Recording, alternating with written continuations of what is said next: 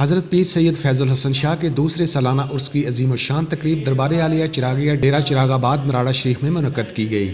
عرس کی اس تقریب کی صدارت سابق صوبائی وزیر اوقاف و مذہبی امور پیر سید سعید الحسن شاہ، جبکہ نگرانی پیر سید جواد حسین شاہ جگر گوشہ پیر سید فیض الحسن شاہ نے کی۔ ڈپٹی کمشنر نارووال محمد شاہ رخ نیازی، وزیر جنگلات آزاد کشمیر چودھری اقبال حسین سرگالہ، میاں رشید، پیر سید انوار الحسن شاہ، پیر سید اعجاز الحسن شاہ، پیر سید مرصاد حیدر شاہ، حاجی کلیم، سابق تحصیل ناظم لیاقت منہاس سمیت علاقہ بھر سے سیاسی، سماجی، کاروباری شخصیات، علماء کرام، ثنا خوانان مصطفیٰ صلی اللہ علیہ وآلہ وسلم، مریدین و اہل علاقہ کی کثیر تعداد نے عرس کی اس تقریب میں شرکت کی۔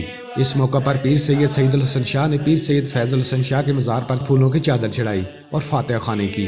عرس کی اس تقریب کا آغاز تلاوت کلام پاک سے کیا گیا اور نعت خوانان نے نبی کریم صلی اللہ علیہ وآلہ وسلم کے حضور نذرانہ عقیدت پیش کیا۔